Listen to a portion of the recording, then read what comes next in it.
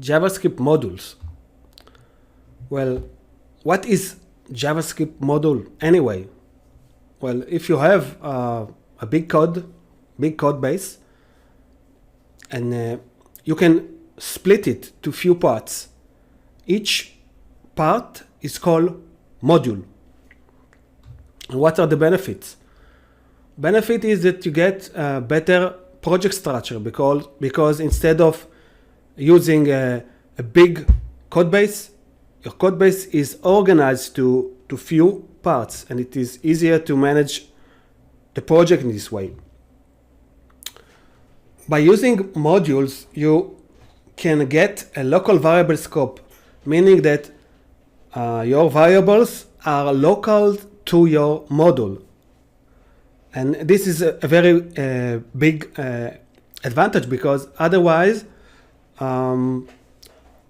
variables can be on the global scope, and then you might get collision between two global variables which are with the same name.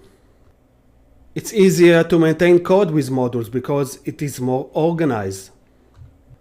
Because you can split it to modules, you can have module that do your alerts and a module that represent person, and you can use this alert or this person in many places.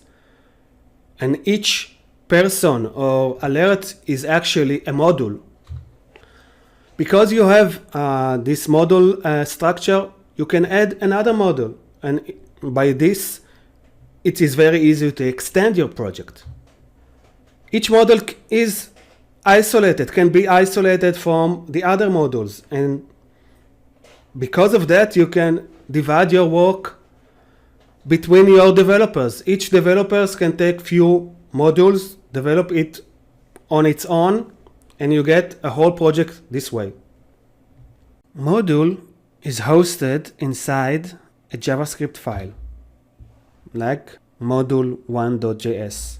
Here we have a definition of a variable, and also a value is assigned to this. And using export, we are declaring that we can use this value outside of this module. So export is used actually to export this value to another module.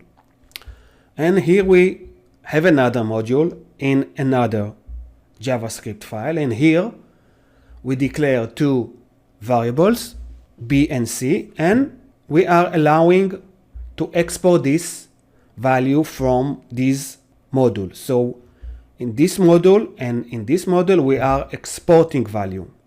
Here we are using the values that were defined and exported in module 1, and here we are using the value that were defined and exported in module 2.